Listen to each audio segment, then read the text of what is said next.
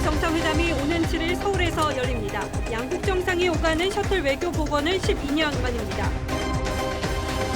돈봉투 의혹 사건과 관련해 송영길 전 대표가 피의자 신분으로 검찰에 자진 출석했지만 로비에서 돌아섰습니다. 민주당 내에서도 구속영장 기각을 위한 명분 쌓기라는 지적이 나왔습니다. SG증권 사태 피해자는 1000여 명으로 3명 중 1명은 의사인 것으로 파악됐습니다. 이번 폭락 사태 핵심 인물인 라더견 대표를 인터뷰했습니다. 4인 가족 기준으로 삼겹살 한 끼 외식은 10만 원, 놀이공원 이용료는 20만 원을 훌쩍 넘기는 것으로 나타났습니다. 가정의 달 5월에 한숨이 깊어지고 있습니다. 지하철역 에스컬레이터가 몇 달째 수리 중이어서 고객 불편이 이어지고 있습니다. 관리업체는 부품 대부분이 일본과 중국산이라는 이유를 들었습니다. 의사와 간호조무사 등 보건의료단체가 내일 부분 파업에 나섭니다. 요구가 받아들여지지 않을 경우 파업 수위를 높일 예정입니다. 중국 최대 포털 사이트가 삼겹살을 중국 요리로 표현했습니다. 해당 사이트는 앞서 김치와 삼계탕도 중국 음식이라고 주장했습니다.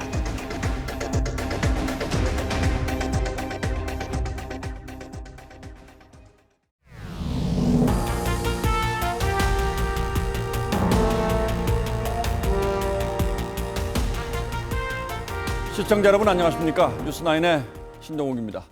기시다 일본 총리가 이번 주 일요일 1박 2일 일정으로 방한한다고 한일 양국이 공식 발표했습니다.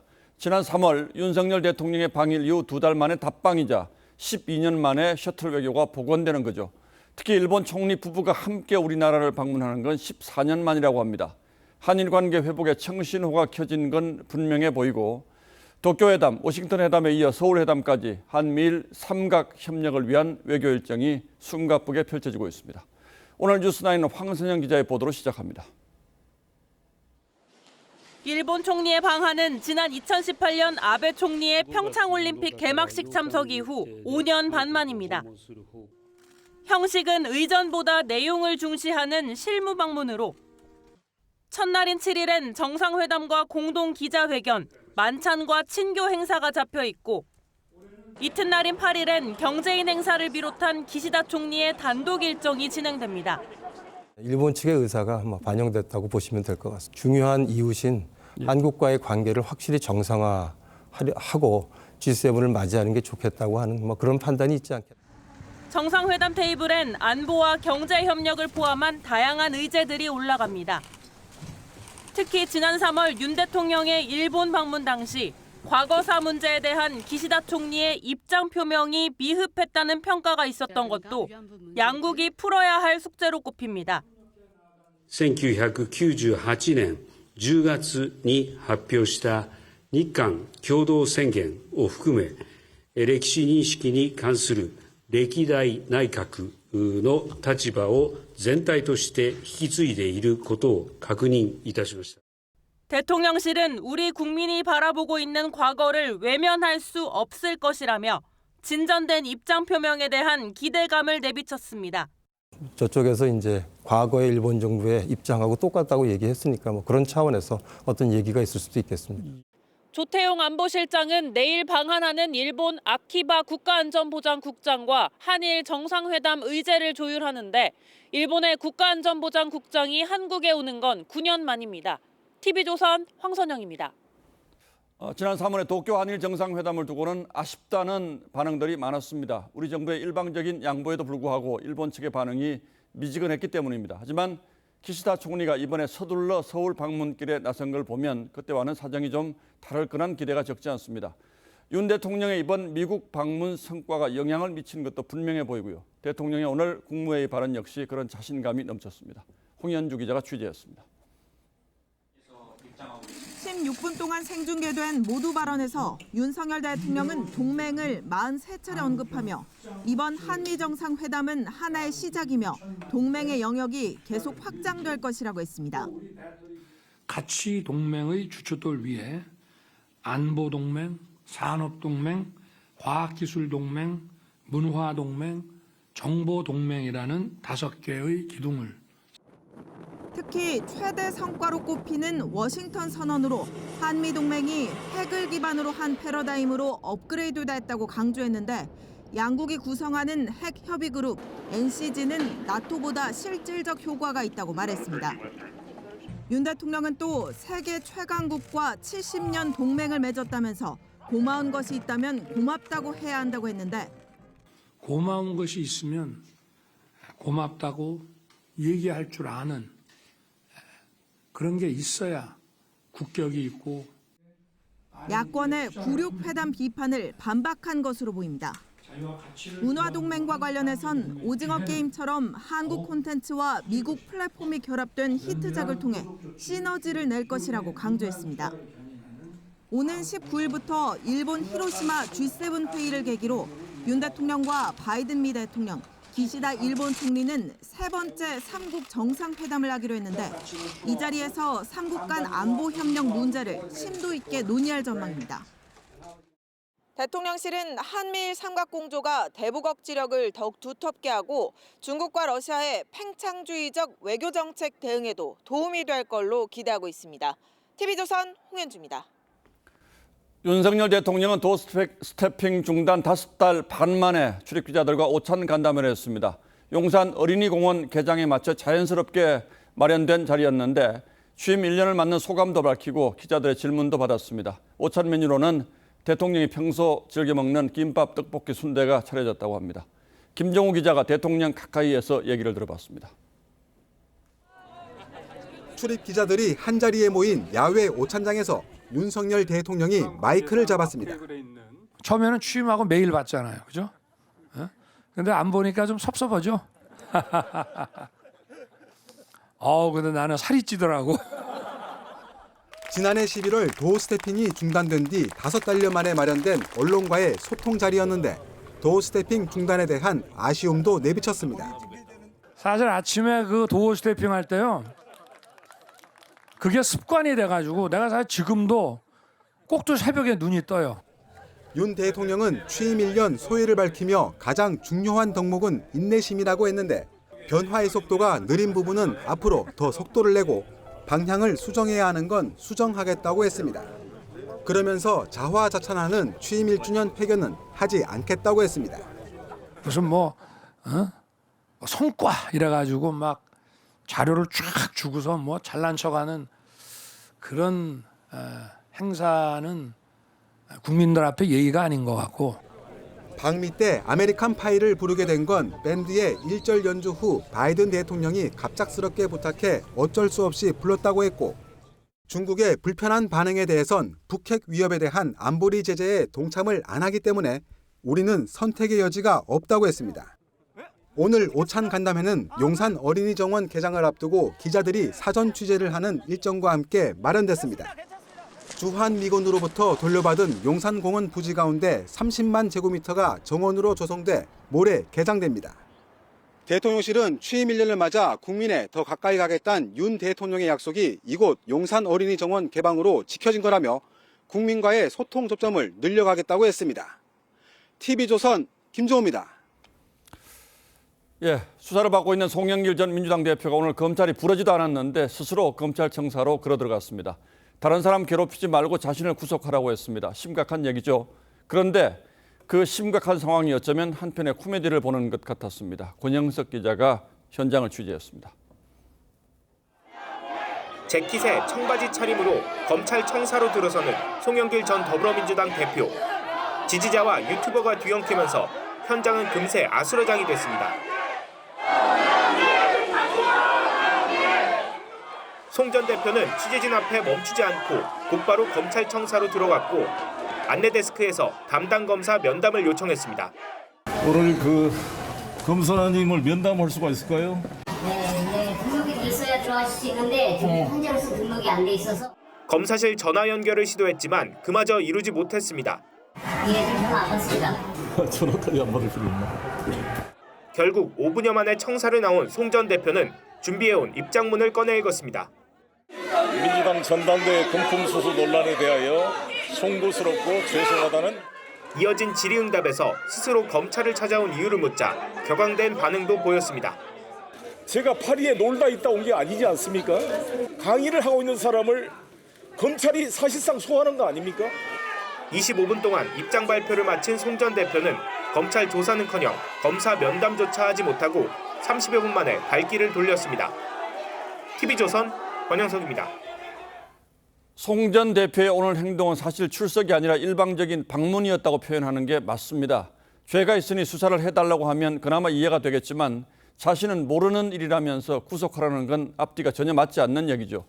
때문에 셀프 출석 쇼라는 혹평도 나왔습니다. 그렇다면 그 이유는 뭘까? 이렇게 하면 뭘 얻을 수 있을까? 주원진 기자가 분석했습니다. 검사 면담에 실패한 송영길 전 대표는 검찰이 기획 수사를 한다며 비난했습니다.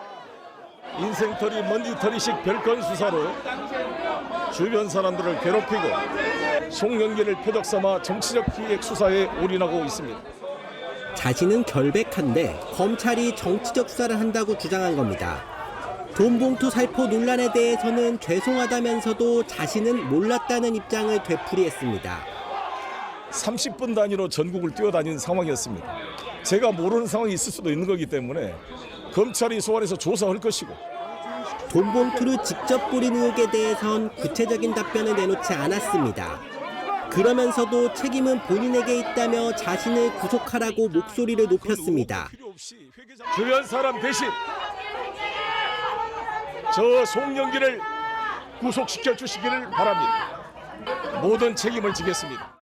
법조계에서는 송 전 대표가 혐의가 없지만 조사는 자발적으로 받겠다는 모습을 연출해 향후 구속영장 기각을 노린 포석이란 분석이 제기됩니다. 검찰 일각에선 수사 대상인 송 전 대표가 정치인 특권으로 억지 출석해서 하고 싶은 해명을 공개적으로 하고 검찰에는 수사를 끝내라고 압박하는 것이란 비판도 나왔습니다. TV조선 주원진입니다. 정치권의 평가는 여야 온도차가 있긴 했지만 대체로 비슷했습니다. 특히 민주당 내 비명계 의원들을 중심으로 구속을 피하기 위한 명분 쌓기라는 지적도 나왔습니다. 그렇다면 친명계에서는 어떤 반응들이 나왔는지 민주당을 출입하는 정민진 기자가 취재했습니다. 송영길 전 대표 귀국 이후 돈봉투 사건 자체를 언급하지 않고 있는 이재명 대표는 오늘도 송 전 대표의 셀프 출석에 대한 질문에 답을 피했습니다. 송 전 대표가 자진 출두한 거에 대해서 좀 어떻게 보셨습니까? 자, 미안합니다. 가져갑시다. 대신 친명계 의원들이 나서 송 전 대표를 적극 두둔했습니다. 주변 사람들을 괴롭히는 그런 형국입니다. 송 전 대표 입장에서는 그러지 말고 나를 직접 조사하라. 수도권 한초선 의원은 주변인을 보호하기 위한 탁월한 선택이라고 했고 수도권 중진 의원도 당에 부담을 주지 않으려는 희생이자 책임감이라고 감쌌습니다. 하지만 비명계에서는 법원의 구속을 피하려는 전략이라고 평가절하했습니다. 나는 도주의 의사가 전혀 없고 도주할 수도 없다. 이런 점을 실증적으로 보여드림으로써 구속영장 기각의 명분을 쌓겠다. 여당도 부르지도 않았는데 검찰에 나간 건 특권의식이자 황제 출석이라며 여론을 호도하기 위한 정치쇼, 꼼수라고 비난했습니다. 검찰을 압박하며 언론을 향해 야당 탄압, 정치검찰 주장을 펼치기 위한 정치쇼이자 향후 구속을 피하기 위한 꼼수에 불과합니다. 박강원 원내대표가 예고한 대로 내일 의원총회에서는 이번 사건에 연루된 윤관석, 이성만 의원의 거취 문제가 논의될 예정인데 탈당 요구가 나올 가능성도 배제할 수 없는 분위기입니다. TV조선 정민진입니다.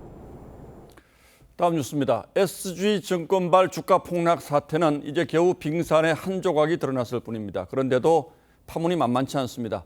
피해자만 1000여 명에 이를 것으로 추정되는데 많게는 수백억 원을 날린 투자자도 있는 것으로 알려져 대규모 게이트로 번질 조짐을 보이고 있습니다. 배상윤 기자가 취재했습니다. 주가 조작의 핵심으로 지목되는 세력들은 치밀한 다단계 구조로 자금을 세탁하고 불려온 곳으로 드러나고 있습니다.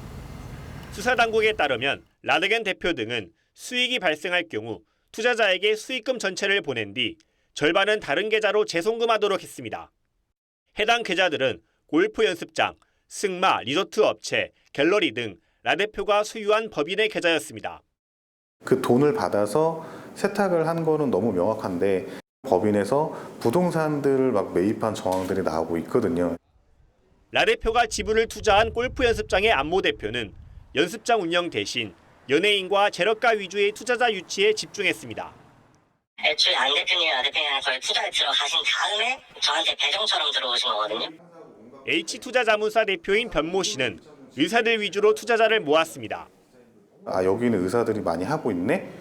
이걸 보니까 일반 투자자들도 어떻게 보면 그 자체에 대한 공신력이 좀 생기잖아요. 현재 알려진 피해자 중 1인 최대 피해액은 200억 원에 달하고 피해자 셋 중 한 명은 의사일 만큼 의사 비율이 높았다는 게 변호인 측 설명입니다. 문제는 피해자의 모호한 경계입니다. 투자로 손실을 봤더라도 투자 방식이 불법에 가깝다는 사실을 사전에 알았다면 자본시장법 위반이고 다른 사람에게 투자를 권유할 경우 사실상 다단계 사기의 중간책 등으로 간주될 수 있습니다. 피해자냐 공범이냐 구별하는 것은 이러한 통정매매가 있었는지 그 사실을 아는 게 가장 중요하다. 지금까지 알려진 피해자는 1000여 명, 피해 규모는 미수금까지 1조 원이 넘는다는 분석입니다. 피해자들은 오는 9일 서울 남부지검에 고소장을 내고 정부에 채권 추심 유예를 요청할 방침입니다. TV조선 배성인입니다. 그런데 주가 조작의 핵심으로 지목받는 라더견 대표가 주가 폭락의 책임자로 김익래 다우키움그룹 회장을 지목했습니다. 김 회장이 이득을 보려고 지분을 팔아치우면서 주가 급락을 초래했다는 주장입니다. 그러자 김 회장 측이 라 대표를 명예훼손으로 고발하면서 책임 공방, 진흙탕 싸움이 벌어졌습니다. 정준영 기자가 라 대표를 직접 만났습니다. 카메라 앞에선 라더견 투자 자문업체 대표. 시가총액이 낮은 종목을 골라 샀을 뿐 통정 거래는 없었다고 주장했습니다. 돈이 이미 너무 많은데 내 자식 주려고 다운그레이딩 시켜놓은 이 회사를 그냥 계속 사들이는 거예요. 그러면서 이번 주가 폭락의 책임을 김익래 다우키움그룹 회장에게 돌렸습니다. 김 회장이 지난달 20일 다우데이터 주식 605억 원어치를 외국인에게 넘긴 것이 상속세를 줄이고 주가를 하락시켜 공매도 수익을 내기 위해서였다는 겁니다. 상속세 그리고 공매도 친 거 물린 거 그것 때문에 우리 집만 불태우려고 했는데 온 마을이 다 타버린 거야. 이에 대해 김 회장은 허위 사실로 명예를 훼손당했다며 라 대표를 고소했습니다. 라 대표가 자신의 책임을 희석하기 위해 여론을 호도하고 있고 주식 매도는 적법했으며 주가 조작 세력 연계 사실은 전혀 없다는 주장입니다. 키움증권이 반대 매매를 일으켜 주가를 하락시켰다는 의혹도 반박했습니다. CFD는 아시겠지만은 실시간으로 반대 매매가 나갑니다. 합동수사팀은 라 대표를 시세 조종 혐의 등으로 입건하는 한편 공매도 세력의 연루 가능성과 대주주의 사전 인지 여부에 대해 조사 중입니다. TV조선 정준영입니다. 그런데 이런 일이 벌어지도록 금융당국은 대체 뭘 했던 걸까요? 저는 그게 제일 궁금합니다. 홍혜영 기자와 따져보겠습니다. 자, 홍혜영 기자, 요즘은 주가 조작했다간 바로 잡히지 않습니까? 네, 이 불공정 거래 감시는 3단계로 이뤄지는데요. 이상 징후가 있으면 가장 먼저 이 거래소가 1차적으로 감지합니다. 이 투자 경고 종목으로 지정하거나 조회 공시를 요구하고 문제가 있으면 거래를 정지시키기도 하는데요. 예. 이번 사태가 터지기 직전까지 문제의 8개 종목에 대해선 이런 조치가 단 한 번도 없었습니다. 2중, 3중의 감시망을 쳐놓고도 전혀 몰랐다는 거군요. 이유가 뭐였을까요? 네, 이 거래소는 단기간에 급등락한 종목만 걸러냅니다. 이번 일당은 몇 년에 걸쳐서 주가를 조금씩 밀어 올렸는데요. 그렇게 지난 2020년부터 최근까지 1,700% 넘게 오른 종목도 있습니다. 또 외국계 증권사를 통해 이 거래 주체를 외국인으로 둔갑시키는 바람에 지분 공시 의무도 피해갈 수 있었습니다. 결과적으로는 성공한 주가 조작이었군요. 그런데 어떻게 덜미를 잡혔을까요? 네, 이 폭락 직전이었던 지난달 중순쯤 이 금융위원회에 관련자 제보가 들어왔습니다. 결국 이 기존의 감시망으로는 이상 조짐을 전혀 알아채지 못한 겁니다. 앞으로 첨단화하는 수법을 잡아내려면 인력과 비용에 더 많은 투자가 필요하다고 전문가들은 지적합니다. AI가 계속 발달하면서 불공정 거래 세력들은 더 진흥화되고 교모해지고 있거든요. 근데 이제 감독 당국은 그런 능력을 따라가기에는 여러 가지로 한계가 있었던 것 같습니다. 과거에 정형화된 패턴들 위주로만 이상 거래로 탐지를 해왔었기 때문에. 자, 그렇다면 이번 사태를 교훈 삼아서 제도적으로 보완해야겠군요.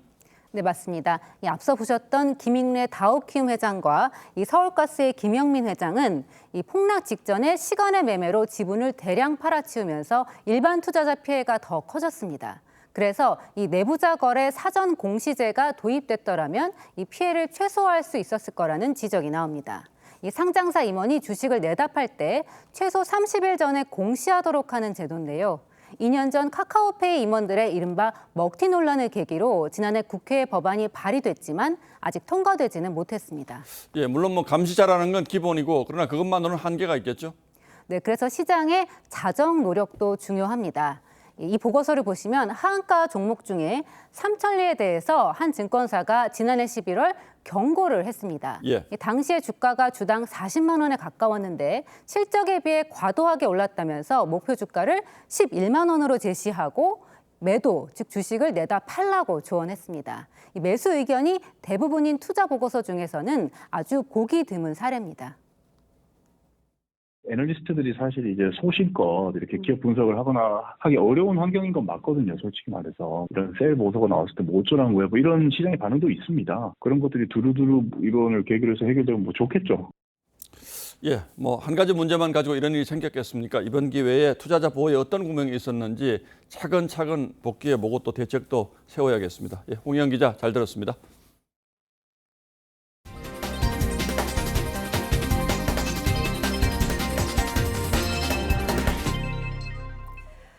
가정의 달 5월입니다. 가족 모임이 많은 만큼 물가 상승 체감도 높을 텐데요. 물가 얼마나 올랐나 살펴봤습니다. 지난달 소비자 물가가 1년 전보다 3.7% 올랐습니다. 1년 2개월 만에 3%대로 떨어진 거여서 물가 상승세가 둔화된 건 확실했는데요. 우려되는 건 서비스 물가와 외식 물가였습니다. 곧 어린이날인데다가 이번 달에는 대체 휴일로 인한 사흘 연휴가 있어서 집에만 있기는 쉽지 않을 텐데요. 이 4인 가족 기준 놀이공원 이용료는 20만 원을 훌쩍 넘기는 것으로 나타났습니다. 또 무엇이 어린이날을 앞둔 어른을 한숨 짓게 하는지 먼저 장윤정 기자가 전하겠습니다. 엄마 아빠와 함께 대형마트 장난감 코너를 찾은 아이들. 어린이날 선물로 공룡 장난감을 고르느라 바쁩니다. 생일이어가지고 어린이날이기도 해서 여기 장난감 사러 왔어요. 제가 좋아하는 걸 사서 기분이 좋았어요. 고물가 시대, 장난감 가격도 껑충 뛰었습니다. 유명 로봇 시리즈 장난감 한 상자 가격이 10만 원이 넘고 인기 애니메이션 캐릭터로 만든 캠핑카 장난감은 할인을 해도 9만 원에 달합니다. 실제로 한 설문조사에 따르면 올해 어린이날 선물 평균 예산은 12만 원이 넘는 것으로 조사됐습니다. 저는 한 4, 5만 원 정도 했는데 애들이 집는 거는 보통 한 7, 8만 원 이상 그 정도 되더라고요. 안 사줄 순 없죠. 떼쓰고 난리 나죠. 놀이공원으로 가족 나들이 가기도 부담스럽습니다. 에버랜드의 경우 지난해에 이어 올해 또 가격을 올려 어린이날이 있는 성수기엔 아이 한 명에 5만 8천 원, 어른은 6만 8천 원을 내야 해 4인 가족이 놀이공원에 한 번 가려면 입장료만 30만 원 가까이 듭니다. 아이들 옷값도 1년 새 가장 큰 폭으로 오르면서 어린이날을 맞는 부모들은 지갑 열기가 무섭기만 합니다. TV조선 장윤정입니다. 네, 5월에는 어린이날뿐 아니라 이런저런 가족 행사가 많죠. 외식 메뉴 가격이 큰 폭으로 올라서 4인 가족이 삼겹살로 한 끼를 밖에서 즐긴다면 10만 원은 잡아야 했습니다. 또 호텔까지 뷔페 가격을 올려서 1인당 20만 원에 육박했습니다. 윤재민 기자입니다. 나들이를 나온 가족들로 붐비는 서울의 한 식당가. 아이들 손을 잡고 식당 앞에 길게 줄을 서기도 하고 밖에 앉아 치킨도 먹습니다. 가족과 함께 즐거워야 할 시간이지만 오를 대로 오른 메뉴판 가격은 부담스럽습니다. 한 끼 3만 원? 아니지, 4, 5만 원은 하지. 한 사람당 이제 메뉴를 시키면 1만 원 이상 꼭 하잖아요. 그러니까 확실히 비싸죠. 대표 외식 메뉴인 삼겹살 1인분 평균 가격은 1년 전보다 12% 오른 2만 원 수준. 4인 가족이 음료수나 식사까지 먹으면 10만 원은 훌쩍 나갑니다. 냉면 한 그릇 가격도 1만 원을 넘겼고 아이들이 좋아하는 짜장면도 16% 뛰면서 7천 원에 달합니다. 프랜차이즈 치킨과 햄버거 값도 줄줄이 오른 상황. 가족 식사 모임에 카네이션, 부모님 용돈까지 드리고 나면 5월 한 달은 적자입니다. 가족 행사도 많고 아이들도 했고 해가지고 뭐 다른 달을 좀 지출을 줄이고 5월을 좀 많이 쓰는 식으로 그렇게 메꾸고 있습니다. 특히 일부 특급 호텔들은 가정의 달을 맞아 기다렸다는 듯 뷔페 가격을 10% 넘게 인상해 비싼 곳은 1인당 20만 원이 육박하면서 외식 물가 인상을 부채질한다는 지적이 나옵니다. TV조선 윤재민입니다. 의사와 간호조무사 등 보건의료단체가 예고했던 대로 내일 부분 파업에 들어갑니다. 이들은 한꺼번에 연차를 내고 집회를 벌이는 방식으로 투쟁을 벌일 예정인데요. 민주당을 규탄하겠다는 입장입니다. 간호법을 강행 처리한 책임을 묻겠다는 겁니다. 또 만약 윤석열 대통령이 간호법에 거부권을 행사하지 않으면 앞으로 예정된 파업에서 수위를 높이겠다는 계획입니다. 윤수영 기자입니다. 간호법 반대 단식 투쟁 중인 이필수 의사협회장과 곽지연 간호조무사협회장이 부축을 받으며 등장합니다. 국민들께서도 이제는 간호법의 문제점을 많이 아셨을 거라고 생각합니다. 간호사협회를 제외한 13개 보건의료단체가 투쟁 일정을 발표했습니다. 내일은 연가를 내서 단축 진료를 하고 전국에서 동시다발로 민주당 규탄대회를 엽니다. 민주당이 여당의 반대에도 간호법을 강행 처리한 데 대한 책임을 묻겠다는 겁니다. 간호법과 면허 박탈법에 대한 국회 본회의의 의결을 강행 처리하는 입법 만행을 저질렀습니다. 의료연대는 11일 2차 연가 투쟁 땐 동네 의원들이 문을 닫고 17일엔 전공의 등 회원 400만 명이 총파업을 벌이겠다고 했습니다. 9일과 16일 국무회의에서 윤석열 대통령이 거부권을 행사하도록 압박하는 차원입니다. 최악의 경우 지난 2020년 의대 증원 반대 파업을 넘어서는 의료 대란이 우려됩니다. 복지부는 휴진 자제를 요청하는 한편 보건소 진료 등으로 대응하겠다고 밝혔습니다. TV조선 윤수영입니다. 1.7톤 화물이 등굣길 초등학생을 덮친 참변과 관련해서 경찰 수사가 이어지고 있는데요. 당시 화물을 떨어뜨린 작업자가 면허도 없이 지게차를 운전한 것으로 드러났습니다. 또 사고 뒤 주민들은 어린이 보호구역에서 비슷한 작업이 이뤄진 게 한두 번이 아니라고 했는데 이 역시 사실로 확인됐습니다. 하동원 기자입니다. 부산 등굣길 참변 직전 인근 공장에서 하역 작업을 하는 모습입니다. 대형 화물차가 한쪽 차선을 차지했고 지게차가 1.7톤짜리 대형 화물을 옮깁니다. 경찰 조사 결과 지게차를 운전한 70대 A씨는 무면허로 지게차를 몰았던 것으로 드러났습니다. 주민들은 평소에도 이런 작업이 반복됐다고 말합니다. 인도에다 위에 올린 저분이 세웠었어요. 가끔 보더니 인도는 그렇지 저 인도를 잘 안 썼어요. 네, 저쪽에 박혀 있으니까. 경찰은 함께 작업했던 화물차가 어린이 보호구역 불법 주정차 금지 규정을 어긴 것으로 보고 있습니다. 초등학교 통학로 주변은 지난해 불법 주정차 69건이 적발되는 등 안전성이 매우 위험한 단계로 분류된 곳입니다. 사고가 난 이곳 어린이 보호구역에는 과속 단속 카메라만 있을 뿐 불법 주정차 단속 장비는 없었습니다. 하지만 통학로 안전을 지켜줄 CCTV 설치 예산은 아직 없는 실정입니다. 예산 부족 때문에 그렇습니까? 그렇죠. 원래 순차적으로 이렇게 하고 있는 부분들인데. 경찰과 지자체는 뒤늦게 어린이 보호구역의 불법 주정차 단속을 강화하고 등교 시간대에 대형 화물차 진입을 통제하는 방안을 검토하고 있습니다. TV조선 하동훈입니다. 인천의 한 아파트 신축 공사장에서 지하 주차장 천장이 무너졌습니다. 이 사고가 난 주차장은 지난해 붕괴 사고가 난 광주 아이파크 아파트와 같은 구조로 시공 중이었습니다. 입주 예정자들 불안이 커지고 있습니다. 노도일 기자입니다. 지하 주차장 천장이 뻥 뚫렸고 시멘트와 철근 더미만 남았습니다. 지난달 29일 밤 인천의 한 신축 아파트 공사장에서 지하 주차장 1층과 2층 천장 부분이 무너졌습니다. 주차장 상층 바닥판이 무너진 현장은 원래 모습을 찾기 힘들 정도로 건물 잔해만 가득합니다. 사고가 난 지하 주차장 천장은 대부분 무량판 구조로 지붕의 무게를 지탱하는 포 없이 수직 기둥과 슬라브가 연결되는 방식입니다. 지난해 1월 붕괴 사고가 난 광주 아이파크 아파트도 28년 전 무너진 삼풍백화점도 같은 무량판 구조였습니다.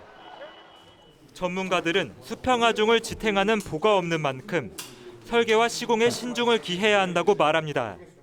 경제적으로 활용이 가능한 구조인데 대신에 보가 없기 때문에 그 설계나 시공할 때 굉장히 주의를 해야 돼요. 오는 12월 입주를 기다리던 입주 예정자들은 공사 지연과 안전에 대한 불안감을 호소합니다. 사고 자체에 대해서 정말 너무 충격이고 굉장히 지금 분노하고 계시고 불안해하고 계시고. 사고 현장을 찾은 원희룡 국토교통부 장관은 발주처인 LH와 시공사인 GS건설이 무거운 책임을 각오해야 한다며 사고 원인 조사를 철저히 하겠다고 밝혔습니다. TV조선 노도일입니다.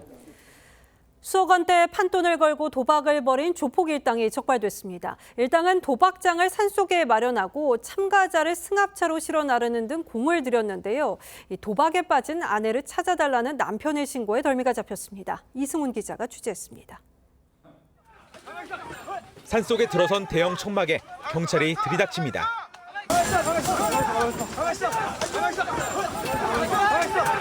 도망가려는 사람들과 몸싸움이 벌어지면서 천막 안은 순식간에 아수라장으로 변합니다. 여러분들은 도박 대상 및 도박 참여 혐의로 지금 현행범 체포합니다. 바닥에는 현금 다발과 화투장 등이 어지럽게 흩어져 있습니다. 속칭 산도박 현장입니다. 경찰은 지난 3월부터 충남 당진과 예산 등지의 야산을 돌며 도박장을 운영한 혐의로 당진 지역 조직폭력배 A씨 등 일당 6명을 붙잡았습니다. 이들은 수시로 장소를 바꾸며 야산에서 도박장을 열었고 무전기를 지닌 감시조도 도박장 근처에 배치했습니다. 또 도박 참가자는 면접까지 보며 신분을 확인하고 자신들의 승합차로만 이동시키며 경찰 추적을 피해왔습니다. 얼굴 면접을 하고 운영진들의 그 봉고 차량을 이용해서 도박 장소로 이동하기 때문에 하룻밤 판돈만 수억 원으로 추정되는데 도박 참가자 50명 가운데 33명이 40, 50대 중년 주부였습니다. 아내가 도박에 빠졌다는 신고를 받은 경찰이 CCTV 50대를 분석하면서 도박 조직은 2달 만에 덜미를 잡혔습니다.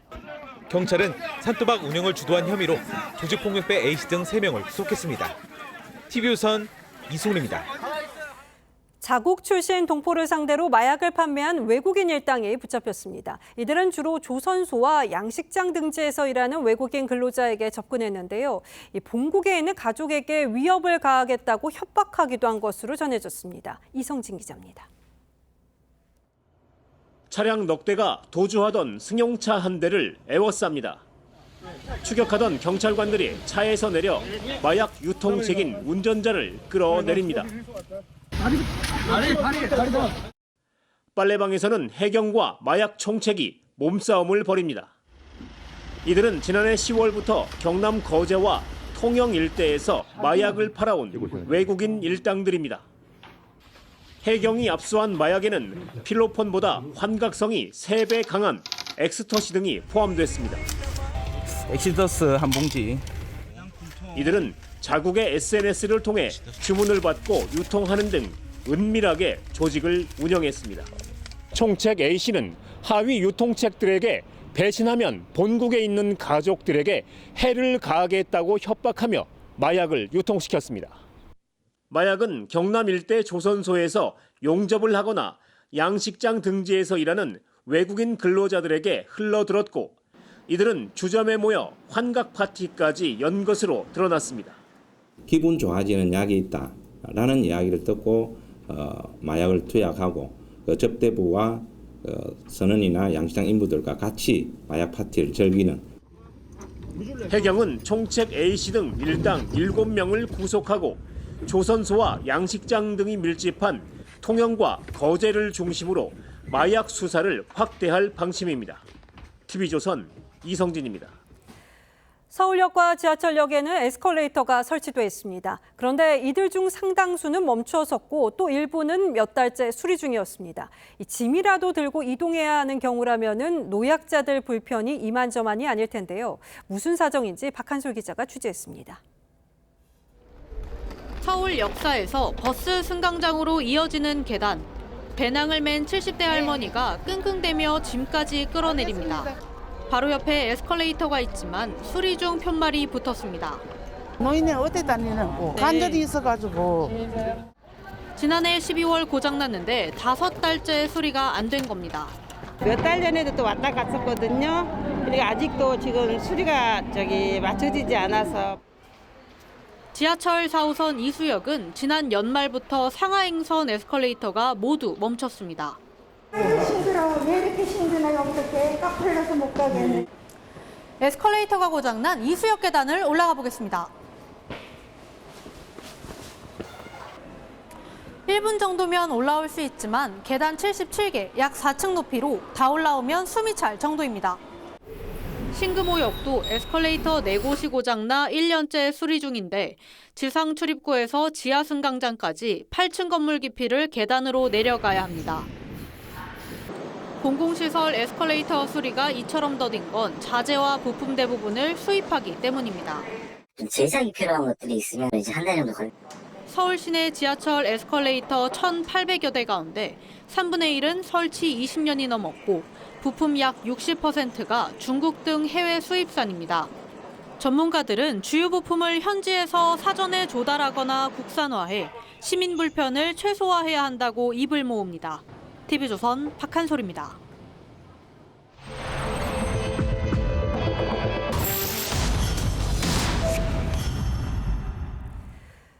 스트레스와 우울증 등은 누구나 겪을 수 있는 정신질환입니다. 필요하다면 병원을 찾는 게 적절하지만 꺼리는 경우가 많습니다. 이 정신건강의학과에서 진료를 받으면 정신과 질환을 뜻하는 F코드가 기록에 남기 때문인데요. 게다가 보험업계는 F코드를 보고 신규 가입을 거부하는 경우가 많았습니다. 소비자탐사대 송민성 기자입니다. 30대 직장인 A씨는 뇌혈관과 허혈성 심장질환 보험에 가입하려다가 보험사 3곳으로부터 거절당했습니다. 지난해 내과에서 감기약과 처방받은 34일치 수면보조제가 문제된 겁니다. 요새 잠이 안 온다. 그러니까 권유를 하셨어요. 30일 이상 수면제를 복용한 사람은 F코드에 걸려서 가입이 안 된다고 하더라고요. 고등학교 교사 B씨도 수험생활 압박 등으로 정신의학과를 찾았던 게 실손 의료보험 가입에 걸림돌이 됐습니다. 더 잘 살고 싶어서 치료를 받는 걸 선택한 사람들이 보험 가입이 거절되는 건 좀 아니라고 생각하거든요. 정신의학과에서 약물 처방을 받으면 각급 병의원이 건강보험 전산망에 정신건강의학과 병력을 뜻하는 F코드로 기록합니다. 그런데 보험업계에선 F코드가 있는 사람에 대한 신규 보험 가입을 꺼립니다. 보험사 입장에선 F코드 기록이 있을 경우 충동적이거나 위험한 행동 등으로 보험금 지출 가능성이 높다고 자체 판단하고 있기 때문. 정신과 쪽 약물 같은 경우에는 거절 사유가 될 수가 있어요. 보험금 지급이 발생할 확률이 높아지다 보니까 취재진이 정신의학과 전문의를 통해 F코드 보험 가입 불이익 제보를 받았더니 이틀 만에 56건이 접수됐는데 2030 세대가 85%였습니다. 이렇다 보니 F코드를 안 남기려고 진료비를 현금 지급하거나 비급여 진료를 자처하고 아예 정신과 진료를 기피하기도 합니다. 한번 주긴 2주에 한 번. 한 번 갈 때 10만 원 초반대, 급여로 하면 3만 원 후반대나 급여로 진료를 받으면 기록이 다 남아서. 문제가 계속되자 지난해 국가인권위원회가 정신과 약물 복용을 이유로 한 실손 의료보험 가입 거부는 차별이라면서 가입 기준 보완까지 권고했습니다. 보험업계 측은 원칙적으로는 가입이 가능하다고 밝혔지만 차별은 계속되고 보험업계를 관리-감독하는 금융감독원은 사실상 손을 놓은 상황. 인수심사는 기본적으로 관리가 안 돼요. 회사의 고유 권한이기 때문에 특정 고객을 받을지 안 받을지는 보험회사가 결정할 일이잖아요. 통계적으로 우리나라 성인 가운데 약 28%는 평생 사는 동안 정신질환을 최소 한 번 이상은 겪을 수 있습니다. 하지만 보험 가입 제약으로 관련 치료가 기피되면 의료 공백이 생길 수 있어 결국 사회적 부담이 커질 거란 지적이 나옵니다. 소비자탐사대 송민선입니다. 네, 다음 뉴스입니다. 3년 전 종편 재승인 심사 때 점수 조작에 관여한 의혹을 받는 한상혁 방송통신위원장이 불구속 기소돼 재판에 넘겨졌습니다. 검찰의 구속영장이 기각된 지 한 달여 만인데 공무집행 방해와 직권남용 혐의 등이 적용됐습니다. 윤서아 기자입니다. 재판에 넘겨진 한상혁 방송통신위원장에게 적용된 혐의는 위계에 의한 공무집행 방해와 직권남용, 허위 공문서 작성 등 3개입니다. 2020년 종편 재승인 심사 때 특정 시민단체 출신 인사를 심사위원으로 선임하고 점수 조작을 알면서도 숨겼다는 게 검찰의 판단입니다. 당시 TV조선은 총점 653.39점을 받아 재승인 기준을 넘겼습니다. 그러자 한 위원장은 방통위 국장 등에게 강한 불만을 표시했고 이 때문에 부하 직원이 유효기간 4년 일반 재승인을 막으려고 점수를 조작했다고 판단한 겁니다. 결국 TV조선은 방송 공적 책임 항목에서 만점의 절반에도 못 미치는 점수를 받아 조건부 재승인을 받았습니다. 검찰은 한 위원장의 혐의가 언론의 자유를 훼손하고 사실관계를 왜곡한 중대한 범행이라고 지적했습니다. 방통위 측은 기소가 됐다 해도 한 위원장이 업무를 수행하는 데 큰 변화는 없을 것이라고 밝혔습니다. TV조선 윤서아입니다.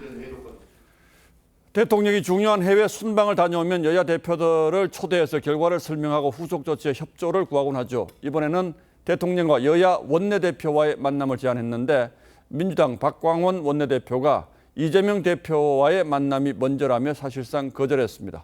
방미 성과를 야당에게 설명하고 추진의 동력으로 만들려고 했던 대통령실 입장에서는 또 난감해진 상황이 됐습니다. 보도에 고희동 기자입니다. 이진복 정무수석이 윤석열 대통령의 축하난을 들고 민주당 박광원 원내대표를 찾았습니다. 대통령께서 난을 하나 고맙습니다. 이 수석은 국정 협력을 요청했고 박 원내대표는 윤 대통령과 이재명 대표의 만남을 요구했습니다. 우리 박 대표님께서 잘 좀 이끌어 주시고 또 저도 할 역할이 있으면 열심히 좀 하도록 하겠습니다. 야당 대표의 회동이 대화정치복원의 첫 출발이 될 수 있도록 각별하게 관심을 가져주셨으면 좋겠습니다. 이어진 비공개 만남에서 이 수석은 윤 대통령이 여야 원내대표와 만날 의향이 있고 여야 원내대표가 만날 때 부르면 대통령이 직접 갈 수도 있다고 했지만 박 원내대표는 이재명 대표를 먼저 만나는 게 순서라며 거부했습니다. 박광원 원내대표는 대통령이 당대표를 먼저 만나는 것이 순서다. 이재명 대표는 취임 직후부터 윤 대통령과의 단독 회담을 요청했지만 대통령실은 검찰 수사에 재판까지 받고 있는 이 대표와 만나는데 부정적인 반응을 보여왔습니다. 영수회담을 요청해 머리를 맞대고 해법을 만들겠습니다. 마포에서 소주 한잔을 하자 했는데 그게 안 됐거든요. 그 이후로 사실은 좀 경직이 된 것 같아요. 친명계는 원내대표 회동 제안을 의도적인 갈등 부추기기라고 비난했습니다. TV조선 고희동입니다. 중국 최대 포털 사이트가 삼겹살이 중국 요리라고 소개했습니다. 이 사이트는 앞서서 이 김치와 삼계탕도 중국 음식이라고 한 바 있어서 문화 왜곡이 도를 넘었다는 지적이 나오는데요. 중국 일부 누리꾼은 이 한복에 이어서 한옥까지 중국 것이라는 억지 주장을 펼치고 있습니다. 김자빈 기자입니다. 드라마 여주인공이 깻잎에 삼겹살을 올려 건넵니다. 유명 유튜버는 불판에 구운 고기에 마늘과 고추를 곁들여 상추에 싸먹습니다. 언뜻 보면 한국 콘텐츠 같지만 모두 중국에서 자국 문화라고 주장하며 만든 겁니다. 중국 최대 포털 사이트 바이두에는 삼겹살이 중국식 돼지볶음에서 기원한 중국의 대표 음식이라고 소개돼 있습니다. 전병에 돼지볶음을 싸먹는 방식이 상추에 삼겹살을 싸먹는 것과 비슷하다는 이유에서입니다. 삼겹살에 대한 역사 문헌은 존재하지 않지만 국내 전문가들은 1970년대 한국 노동자들 중심으로 삼겹살을 구워 쌈을 싸먹는 문화가 시작됐다고 보고 있습니다. 문제의 사이트는 김치의 원조는 중국이라고 설명한 데 이어 삼계탕을 중국 광둥식 국물 요리라고 소개해 논란이 된 바 있습니다. 아시아권의 중심 문화가 한국으로 이동된다는 그러한 위기감을 느끼는 것 같습니다. 그런 위기감에서 오는 또 하나의 반로 현상이라고. 최근 중국 누리꾼들은 인터넷상 한옥 이미지를 두고 중국 전통 문화라고 주장하기까지 했습니다. 중국 정부의 묵인 속에 음식뿐 아니라 의복, 주거 양식까지 중국의 문화 공정이 도를 넘고 있습니다. TV조선 김자민입니다.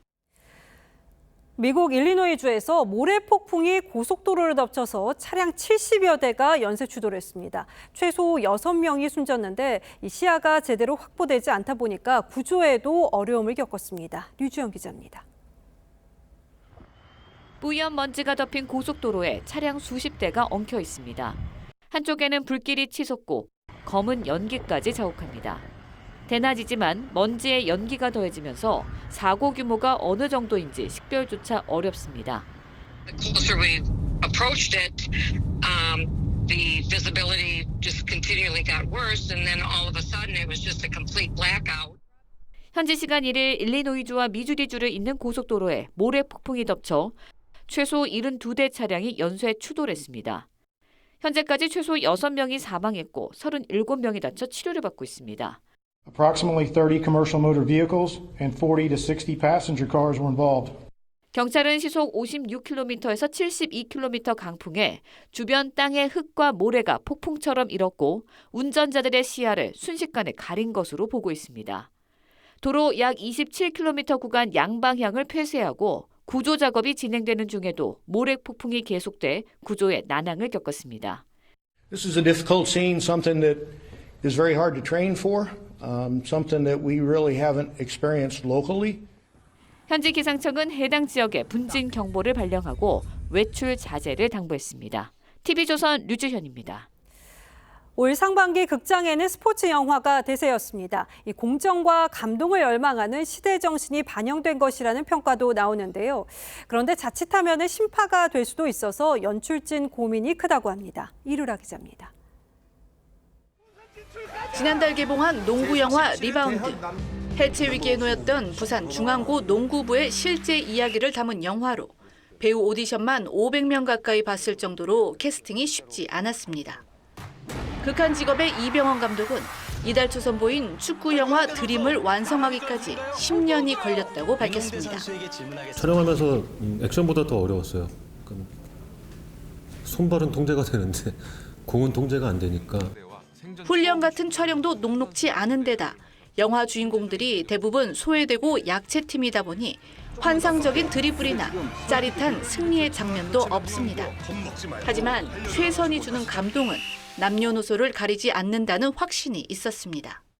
리바운드라는 것이 있어서 실패가 기회가 되는 순간이 있는 경기인 것 같아요. 흔히 말하는 중꺾마의 표본이 아닐까?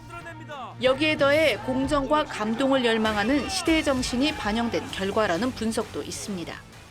요즘 시대 더 정정당당함을 어떤 게 좀 얻고자 하기 때문에 스포츠에서 얻어지는 깨끗한 승부, 커다란 감동을 원하기 때문에 스포츠 정신이 침체된 영화가에 새로운 활기를 불어넣고 있습니다. TV조선 이루라입니다.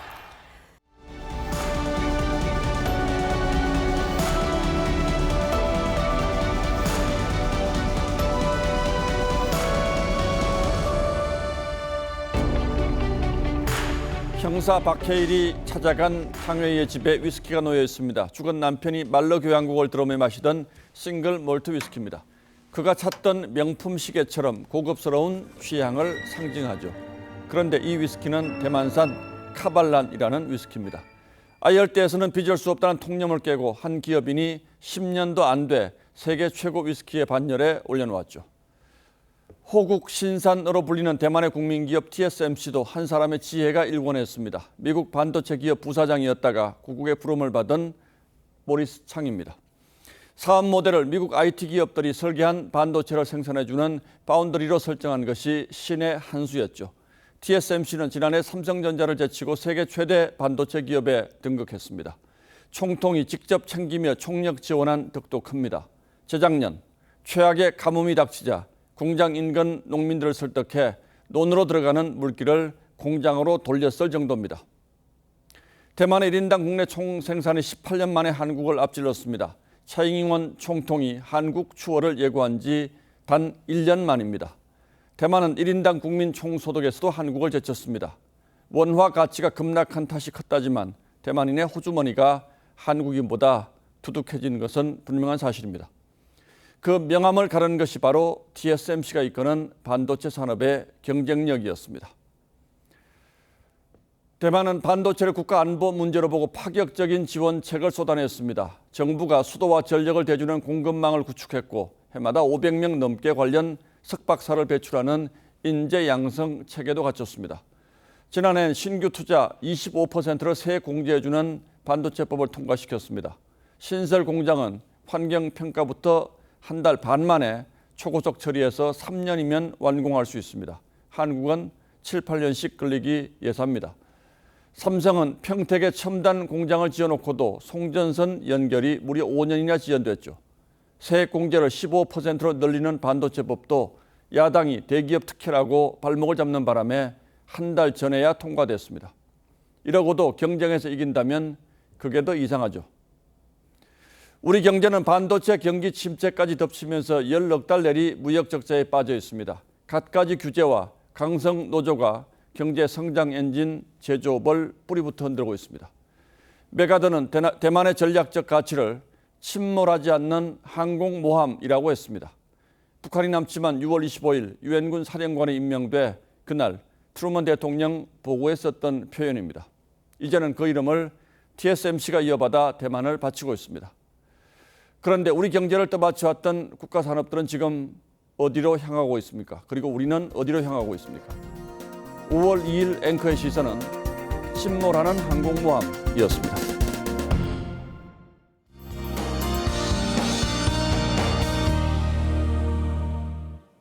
초여름이 찾아온 듯한 날씨에 오늘 시원한 물놀이 생각난 분들 있으시죠? 내일도 낮 동안엔 반팔 차림이 전혀 어색하지 않겠습니다. 서울과 춘천이 26도 등 오늘과 비슷하게 덥겠고요. 아침 기온은 서울이 14도, 울산 12도로 일교차 큰 날씨는 내일도 이어지겠습니다.